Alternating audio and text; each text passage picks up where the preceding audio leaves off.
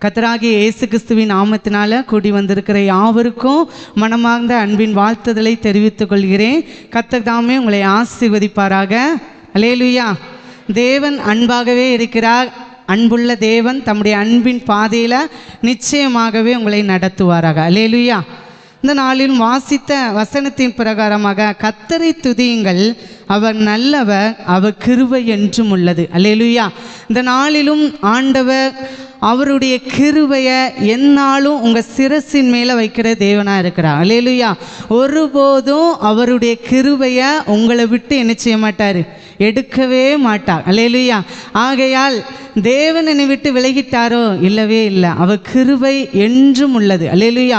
உங்களுடைய வாழ்க்கையில் தலைமுறை தலைமுறையாக அவருடைய கிருபையை உங்கள் மத்தியில் விளங்க பண்ணுகிற தேவனாக இருக்கிறாரு. இந்த சங்கீதத்தில் நம்ம முழுவதும் வாசிக்கும்போது கர்த்தர் நல்லவர், அவர் கிருபை என்றும் உள்ளது, அவர் கிருபை ஒருபோதும் மாறாதது. இந்த நாளிலும் இஸ்ரவேல் ஜனங்களை தேவன் வெற்றி சிறக்க பண்ணின தேவனாக இருந்தார். அல்லேலூயா. அவருடைய கிருபையினால, அவருடைய ஓங்கிய புயத்தினால தேவன் அவர்கள் மத்தியில் வெற்றி சிறந்த தேவனாக இருக்கிறார். அல்லேலூயா. இந்த நாளில் ஆண்டவர் உங்களோடு பேசுகிற வார்த்தை என்னன்னா, கிருபையுள்ள தேவன் இஸ்ரவேல் ஜனத்துக்கு வெற்றி சிறந்தவராக வெளிப்பட்டார். அல்லேலூயா. உங்களுடைய தேவன் எப்படிப்பட்டவர் என்றால், வெற்றியுள்ள தேவன், ஜெயமுள்ள தேவன். அவர் தோல்வியை கண்ட தேவன் அல்ல. அல்லேலூயா. உங்களுக்காக தேவன் ஜெயத்தை சம்பாதித்த தேவன் அதே ஜெயத்தை உங்க சிரசின் மேல வைத்திருக்கிறார். அல்லேலூயா. எத்தனை பேர் விசுவாசிக்கிறீங்களோ உங்க வாழ்க்கையில, அல்லேலூயா, அதை நிச்சயமா நீங்க பெற்றுக்கொள்வீங்க. அல்லேலூயா. உங்க தலையின் மேல தேவனுடைய வெற்றி இருக்கிறது. அல்லேலூயா. அதனால தான் நீங்கள் வெற்றி அடைந்து கொண்டே இருக்கீங்க. உங்கள் சூழ்நிலைகளை சில நேரங்களில் நீங்கள் பார்க்கும்போது, இந்த காரியத்தில் நான் ஜெயம் பெறுவேனா, இந்த காரியத்தில் நான் வெற்றி பெறுவேனா, இது எனக்கு சாதகமாகுமா, அப்படியெல்லாம் நம்ம நினைப்போம். ஆனால் நம்முடைய தேவன் வெற்றி பெற்றபடியினால நீங்களும் வெற்றி பெறுவீர்கள். அல்லேலூயா. எல்லாரும் எடுத்து வாசிக்கும்படியாக தெரிந்து கொள்ளப்பட்ட வேத பகுதி யாத்திரையாகமம் 15வது அதிகாரம் அதனுடைய 1வது வசனத்தை நான் வாசிக்கிறேன். அப்பொழுது மோசேயும் இஸ்ரவேல் புத்திரரும் கர்த்தரை புகழ்ந்து பாடின பாட்டு, கர்த்தரை பாடுவேன், அவர் மகிமையாய் வெற்றி சிறந்தார், குதிரை வீரனையும் கடலிலே தள்ளினார். அல்லேலூயா. அதாவது இஸ்ரவேல் ஜனங்களிடத்தில் தேவன் மகிமையாய் வெற்றி சிறந்தார். நம்ம சங்கீதத்தில் வாசித்தபடியாக தேவன் சத்ருவை என்ன செஞ்சிட்டாரு, கடல்ல என்ன செஞ்சிட்டாரு, அமிழ்த்து இஸ்ரவேல் ஜனங்களுக்கு வெட்டாந்தரையில நடக்க செய்த தேவனா இருந்தார். அல்லேலூயா. இந்த நாளிலும் மகிமையாய் வெற்றி சிறந்த தேவன் தான் உங்களுடைய தேவன். அல்லேலூயா. அந்த தேவன் உங்க மேல இன்னைக்கு வெற்றியை வைத்திருக்கிறார். அல்லேலூயா.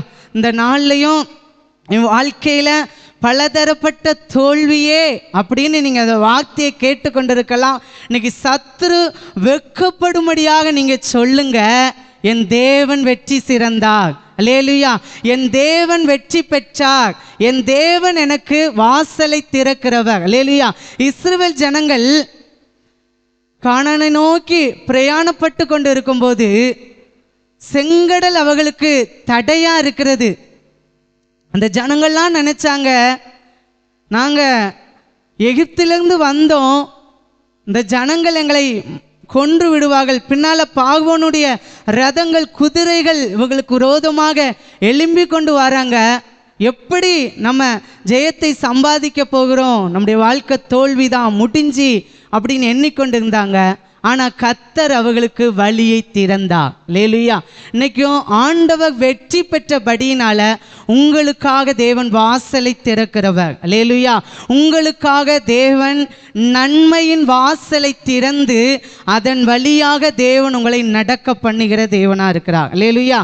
வேதத்தில் வாசிக்கிறோம், யாத்திராகமம் 15:3 வாசிக்கும் போது, கர்த்தரே யுத்தத்தில் வல்லவர், கர்த்தர் என்பது அவருடைய நாமம். அல்லேலூயா. அன்னைக்கு இஸ்ரவேல் ஜனங்களுக்கு தேவன் கர்த்தர் யுத்தத்தில் வல்லவராக இருந்தார். அல்லேலூயா. அந்த இஸ்ரவேல் ஜனங்கள் செங்கடல் நடுவாக வெட்டாந்தரையில் நடந்து வராங்க. கடந்து போக பண்ணின தேவன் அவர்களை பார்த்து கொண்டே இருக்கிறார். மறுபடியாக பார்வோனின் சேனையும் அவர்களை கடந்து வருகிறார்கள். அவங்க 9வது வசனத்தில் சொல்றாங்க, தொடருவேன், பிடிப்பேன், கொள்ளையாடி பங்கிடுவேன், என் ஆசை அவர்களிடத்தில் திருப்தியாகும், என் பட்டயத்தை உருவேன், என் கை அவர்களை சங்கரிக்கும், என் பகஞ்சன் சொன்னான். அல்லேலூயா. அதாவது பகஞ்சன் சொல்றான், இஸ்ரவேல் ஜனங்களுக்கு பின்பதாக தொடருவேன், அவர்களை நான் விடமாட்டேன், அவர்களை நான் அமிழ்த்து விடுவேன். எந்த வழியை தேவன் இஸ்ரவேல் ஜனங்களுக்காக திறந்தாரோ அதே வழியில நான் தொடருவேன் அப்படின்னு நிற்கிறான். அல்லேலூயா. தேவன் வெற்றி பெற்றது உங்களுக்காக மாத்திரமே. அல்லேலூயா. பிசாசானவனுக்கு தேவன் வெற்றி பெறல. இன்னைக்கு தேவன் உங்களுக்கு வெற்றி பெற்ற நன்மை அது உங்களுக்கு தான். பிசாசு நினைக்கிறான், அதே வழியில சென்று நான் அவர்களை அமிழ்த்தி விடுவேன் அப்படின்னு வகை தேடினான். அல்லேலூயா.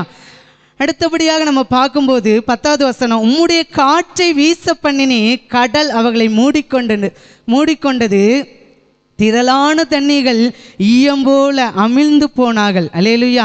திரளான தண்ணீர்களில் ஈயம்போல என்ன செஞ்சாங்க? அமிழ்ந்து போனாங்கள். கர்த்தாவே, தேவர்களில் உமக்கு ஒப்பானவகையால் பரிசுத்தத்தில் மகத்துவம் உள்ளவரும் துதிகளில் பயப்படத்தக்கவரும் அற்புதங்களை செய்கிறவருமாகிய உமக்கு ஒப்பானவர் யார்? அல்லேலூயா. இன்னைக்கு உங்களுடைய வாழ்க்கையில தைரியமா சொல்லுங்க, என் தேவன் வெற்றி பெற்றார். அல்லேலூயா. எல்லாரும் கரங்களை உயர்த்தி தேவநாம மகிமைப்படு. என் தேவன் வெற்றி பெற்றார். அல்லேலூயா. உங்களுடைய தேவன் வெற்றி பெற்றார். அல்லேலூயா.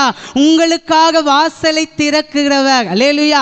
அவர் வெற்றி பெற்றபடினால எப்பேற்பட்ட தடைகளாய் இருந்தாலும் அதன் தடைகளை நீங்கள் தகர்த்து அந்த வழியில நடக்க உங்க தேவன் வெற்றி பெற்றார். அல்லேலூயா. ஒருபோதும் கலங்கி விடாதுங்க, என் பாதை அவ்வளவுதான் முடிஞ்சி அப்படின்னு நினைக்காதுங்க. ஒவ்வொரு நாளும் தேவன் ராஜாக்களை போல அவருடைய ராஜ பாதையில உங்களை நடக்க செய்கிற தேவனா இருக்கிறார். அல்லேலூயா. நீதிமானுடைய பாதையோ சொல்லுங்க, ராஜ பாதை. அல்லேலூயா. நீங்க தேவன் உங்களுக்குள்ள வைத்திருக்கிற ஒரு மகிமையான ஒரு ஆசீர்வாதம் என்னன்னா, அவர் உங்களை நீதிமானாக, அவர் உங்களுக்காக வெற்றி பெற்று உங்களை நீதிமான்களாக பார்க்கிறார். அந்த பாதை எப்படிப்பட்ட பாதைனா, ராஜ பாதை. அல்லேலூயா. ராஜாக்கள் கடந்து வருகிற பாதையாக. அல்லேலூயா. ஆகையால் எதிரடையான பொல்லாத காரியங்களை தம் மனதிலே நினைக்காதபடி தேவன் எனக்காக வெற்றி பெற்றிருக்கிறார். அல்லேலூயா. விசுவாசிக்கிறீங்களா?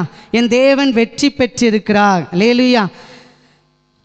யாத்திராகமம் 15 அதனுடைய 19வது வசனம், பார்வோனின் குதிரைகள் அவனுடைய ரதங்களோடும் குதிரைவரோடும் சமுத்திரத்தில் பிரவேசித்து கர்த்தர் சமுத்திரத்தில் ஜலத்தை அவர்கள் மேல் திருப்ப பண்ணினார். இஸ்ரவேல் புத்திரரோ சமுத்திரத்தின் நடுவே வெட்டாந்தரையிலே நடந்து போனார்கள் என்று பாடினார்கள். அல்லேலூயா. தேவனுடைய வெற்றியை இஸ்ரவேல் ஜனங்கள் பாடி துதிக்கிறாங்க. அல்லேலூயா. இன்னைக்கும் தேவன் வெற்றி பெற்றவர் என்பதை நீங்க பாடி துதிங்க. அல்லேலூயா. எத்தனை நாட்கள்ல நீங்க தோல்வியை பெற்றிருப்பேன் அப்படி நீங்க நினைச்சிருப்பீங்க. அந்த பாதையிலெல்லாம் தேவன் உங்களை வெற்றி பெற வச்சாங்களா? அல்லேலூயா. அதை குறித்து நீங்க பாடுங்க. அல்லேலூயா. என் தேவன் என்னில் வெற்றி பெற்றிருக்கிறார் என்பதை பாடுங்க. உங்க வாழ்க்கையில வழிகளை திறந்து கொடுக்கிறவரா இருக்கிறார். அல்லேலூயா. ஒருபோதும் உங்களுக்காக தேவன் யுத்தம் பண்ணாம இருக்க மாட்டார். அல்லேலூயா.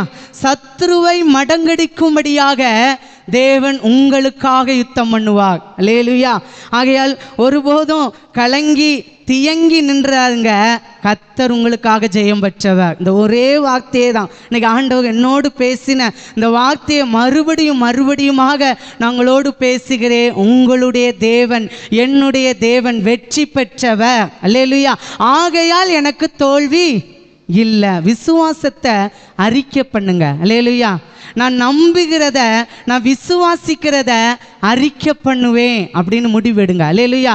நான் நம்புகிற என் தேவன் வெற்றி பெற்றதை நான் நம்புதேன், அதை நான் அறிக்கை பண்ணுவேன் அப்படின்னு சொல்லுங்க. அல்லேலூயா. இன்னைக்கு பிசாசனவே ஒருவேளை உங்க வாழ்க்கையில தோல்வியை அனுமதித்து கொண்டிருக்கிறானா, வியாதி என்ற தோல்வி, கடன் என்ற தோல்வி, சமாதானம் இல்லை, தேவை என்ற தோல்வி, பலவிதமான தோல்வியில நீங்க வாழ்ந்து கொண்டிருக்கலாம். சொல்லுங்களாம். பிசாசு காது கேட்கும்படியாக, அவன் வெட்கப்படும்படியாக சொல்லுங்க, என் தேவன் வெற்றி பெற்றார். அல்லேலூயா. இந்த கடன்ல, இந்த வியாதியில, இந்த சமாதான குறைவுல என் தேவன் வெற்றி பெற்றார். அல்லேலூயா. அதை முழக்கமாய் கம்பீரமாய் நீங்க முழங்கி அவரை பாடி துதிங்க. உங்க வாழ்க்கையில வெற்றிகளை நீங்கள் சுதந்தரித்துக் கொள்வீர்கள். அல்லேலூயா. அடுத்தபடியாக ஒரு வேத வார்த்தையை நாம் வாசிப்போமாக. வெளிப்படுத்தின விசேஷம் 5வது அதிகாரம், அதனுடைய 5-6 வசனத்தை நாம் வாசிப்போமாக. வெளிப்படுத்தின விசேஷம் 5வது அதிகாரம் 5-6.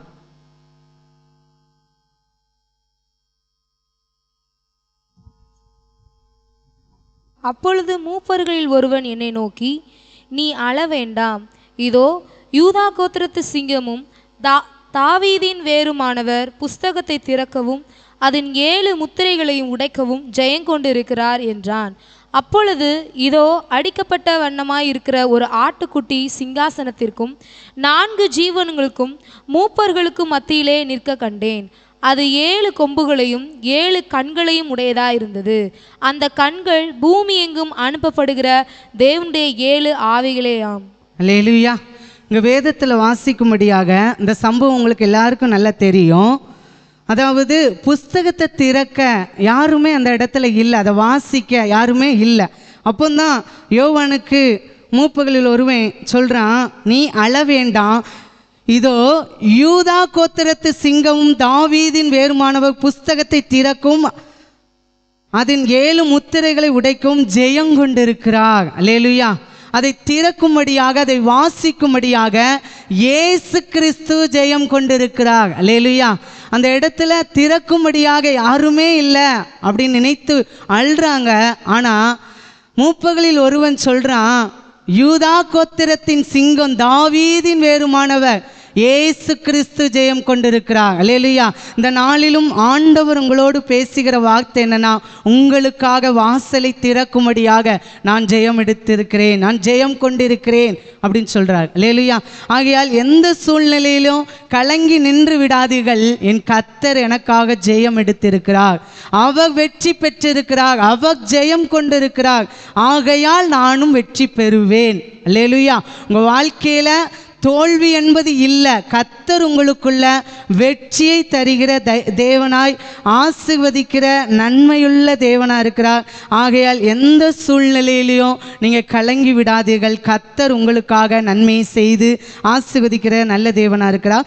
யாத்திராகமம் 15வது அதிகாரத்தில் அதனுடைய 26வது பின்பகுதி சொல்லுகிறது, நான் எகிப்தியருக்கு வரப்பண்ணின வியாதிகளில் ஒன்றையும் உனக்கு வரப்பண்ணேன். நானே உன் பரிகாரியாகிய கர்த்தர், நானே உன் பரிகாரியாகிய கர்த்தர் என்று சொல்லுகிறார். அல்லேலூயா.